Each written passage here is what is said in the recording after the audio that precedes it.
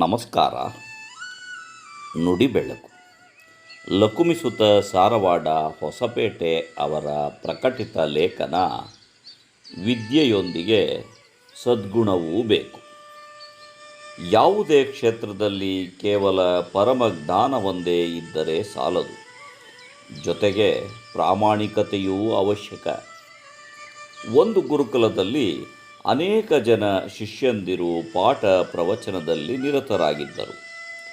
ಅವರೆಲ್ಲ ಗುರುಗಳು ಹೇಳಿಕೊಟ್ಟ ಉಪದೇಶ ಅಭ್ಯಾಸದ ನಂತರ ಸಮಾಜಮುಖಿ ಧಾರ್ಮಿಕ ಕೆಲಸಗಳನ್ನು ಮಾಡುತ್ತಾ ಪ್ರಾಪಂಚಿಕರಿಗೆ ಸಂಸಾರದಲ್ಲಿ ಬರುವ ಕಷ್ಟ ನಷ್ಟಗಳನ್ನು ಎದುರಿಸುವ ದೈವತ್ವದ ಭಾವನೆಯಿಂದ, ನಂಬಿಕೆಯಿಂದ ಸನ್ಮಾರ್ಗದಲ್ಲಿ ನಡೆದು ಬದುಕು ಸಾಗಿಸುವ ಮತ್ತು ಸದ್ಗತಿಯನ್ನು ಪಡೆಯುವ ಮಾರ್ಗದರ್ಶಕ ಗುರುಗಳಾಗಿ ಹೊರಹೊಮ್ಮಬೇಕಾದವರು. ಇನ್ನೇನು ನಮ್ಮ ಗುರುಕುಲದ ಅಭ್ಯಾಸ ಮುಗಿಯಿತು. ಕೊನೆಯದಾಗಿ ಒಂದು ಪರೀಕ್ಷೆಯಲ್ಲಿ ತೇರ್ಗಡೆಯಾದರೆ ಗುರುಗಳು ಸಿದ್ಧಿ ಮಂತ್ರ ಉಪದೇಶಿಸುತ್ತಾರೆ. ಆಗ ನಾವು ಕೂಡ ಗುರುಗಳಂತೆ ಮಹಾಜ್ಞಾನಿ ಎನಿಸಿಕೊಳ್ಳಬಹುದು ಎಂಬ ತವಕದಲ್ಲಿದ್ದರು.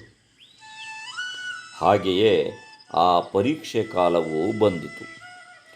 ಗುರುಗಳು ಪ್ರತಿಯೊಬ್ಬರನ್ನು ಕರೆದು, ನೋಡಿ ಶಿಷ್ಯಂದಿರೇ, ಇಲ್ಲಿಯವರೆಗೆ ತಾವು ಸಂಪೂರ್ಣ ಜ್ಞಾನಾರ್ಜನೆ ಪಡೆದಿದ್ದೀರಿ.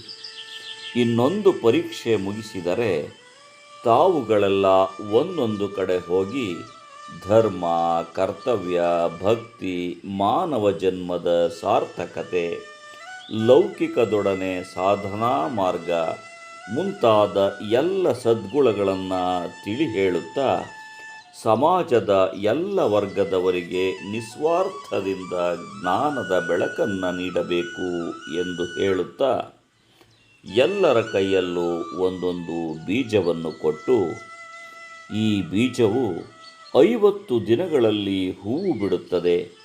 ಆ ಹೂವನ್ನು ನನಗೆ ತಂದು ತೋರಿಸಿರಿ. ಮಧ್ಯದಲ್ಲಿ ಯಾರೂ ನಮ್ಮನ್ನು ಸಂಪರ್ಕಿಸುವ ಹಾಗಿಲ್ಲ. ಕೊನೆಯ ದಿನವೇ ಬರಬೇಕು. ಅಲ್ಲಿಗೆ ನಿಮ್ಮ ಗುರುಕುಲಾಭ್ಯಾಸ ಮುಗಿದಂತಾಗುತ್ತದೆ ಎಂದು ಹೇಳಿ ಕಳುಹಿಸಿದರು. ಮುಂದೆ 50 ದಿನಗಳ ನಂತರ ಎಲ್ಲರೂ ಕೈಯಲ್ಲಿ ಹೂವು ಹಿಡಿದುಕೊಂಡು ಬಂದರು. ಆದರೆ ಒಬ್ಬೊಬ್ಬರದ್ದು ಒಂದೊಂದು ತರಹದ ಹೂವುಗಳಾಗಿದ್ದವು. ಗುರುಗಳು ಎಲ್ಲರ ಹೂವುಗಳನ್ನು ವೀಕ್ಷಿಸಿದರು. ಆದರೆ ಒಬ್ಬ ಶಿಷ್ಯ ಮಾತ್ರ ತನ್ನ ಕೈ ಮುಷ್ಟಿ ಬಿಗಿಡಿದುಕೊಂಡು ಸಪ್ಪೆ ಮೋರಿ ಹಾಕಿಕೊಂಡು ನಿಂತಿದ್ದ. ಅವನನ್ನು ಕಂಡು ಇತರ ಶಿಷ್ಯರು ಮುಸುಮುಸು ನಗುತ್ತಿದ್ದರು. ಆದರೆ ಗುರುಗಳು ಅವನನ್ನು ಹತ್ತಿರ ಕರೆದು, ಯಾಕಪ್ಪ, ನಿನಗೆ ಕೊಟ್ಟ ಬೀಜ ಹೂವು ಬಿಡಲಿಲ್ಲವೇ ಎಂದು ಕೇಳಿದರು.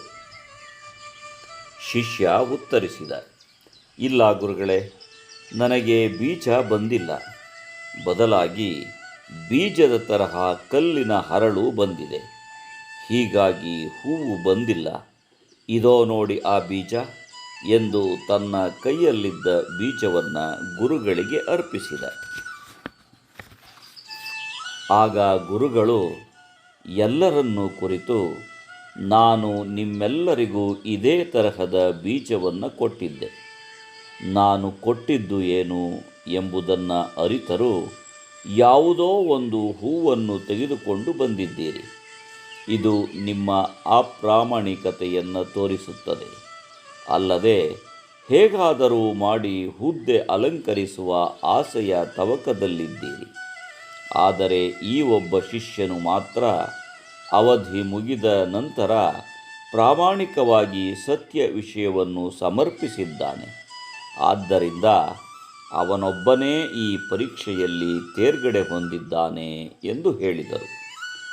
ಭಗವಂತ ಕರುಣಿಸಿದ ವಿವೇಕವನ್ನು ಬಳಸಿ ಪ್ರಾಮಾಣಿಕತೆಯಿಂದ ಜ್ಞಾನವನ್ನು ಹಂಚುತ್ತಾ ಸಾಗಬೇಕು. ಕೇವಲ ಜ್ಞಾನಾರ್ಜನೆ ಮುಖ್ಯವಲ್ಲ, ಸದ್ಗುಣಗಳ ಅಳವಡಿಕೆಯು ಅಷ್ಟೇ ಮುಖ್ಯವಾಗಿರುತ್ತದೆ. ನಮಸ್ಕಾರ. ಧನ್ಯವಾದಗಳು.